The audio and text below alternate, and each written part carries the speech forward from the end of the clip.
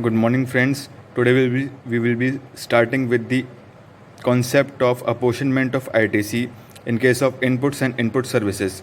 Let's have a look at the computation table first. It states that amount of input tax in a tax period less tax on input services exclusively used for supply of services, which is known as the personal use, which is T1, exclusively for exempt supplies is T2, and block credit is T3. Now these are those supplies which we will be deducting in order to arrive at the amount which should be credited to electronic credit ledger.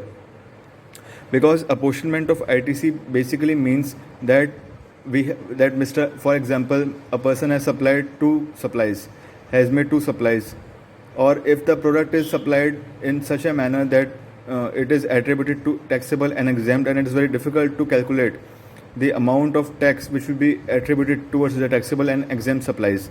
So the ITC which we have availed, we have to attribute it towards those supplies which are taxable, as you've already seen in the basic concepts that amount of credit attributable to the exempted supplies is not eligible or it is blocked by the government. So apportionment of ITC is basically covered under Rule 42, which states that we will attribute the amount of ITC towards the taxable supplies, and for that purposes all the exclusive supplies including the personal use हो गया, फिर आपका exam supplies हो गया, फिर आपका block credit हो गया, वो सब लेस हो जाएगा और फिर जो फाइनली आएगा वो आपका अमाउंट जो क्रेडिट करेंगे आप इलेक्ट्रॉनिक क्रेडिट लेजर में, उसमें से आपको T4 लेस करना होगा और आपका कॉमन क्रेडिट आ जाएगा. Now moving further to then we will calculate the common credit. As you have seen, it will be C1, which is the amount to be credited to electronic credit ledger, minus T4. T4 means the amount exclusively towards the taxable supplies. Now from this common credit we have to deduct the ineligible credit. Ineligible credit is shown in two parts, which is D1 and D2, where D1 is equal to E divided by F into C2.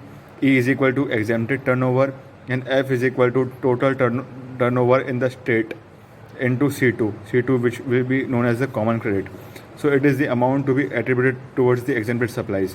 Let's say the total turnover is 20 lakhs and the exempted turnover is 15 lakhs and the common credit is suppose 10 lakhs.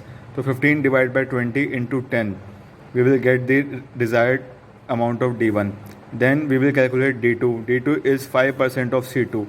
Now when D2 is 5% of C2, it simply states that C2 is the common credit and 5% will be allocated towards the non-business use.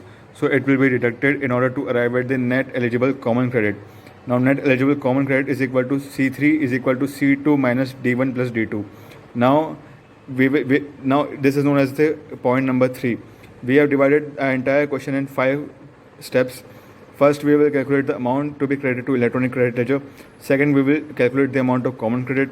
Third, we will calculate the amount of net eligible common credit, which is C3 is equal to C2 minus D1 plus D2. Then total credit eligible, which is known as the credit which the supplier is fully eligible. Means he can very easily avail the ITC and he can utilize it for setting the output tax liability. Now in step number 5 we will add the amount of output tax liability, which is the D1 and D2. Now D1 and D2 is that credit which is attributable towards the exempted supplies and the non-business use purposes, and we have already seen in the concepts that any amount of credit which is attributable towards the exempted supplies or which is attributable for non-business purpose or for personal use, then the ITC is not eligible, the ITC is blocked. So amount to be added to output tax liability is D1 plus D2, and which is the step number 5th. So this was the process in rule of apportionment of ITC in inputs and input services.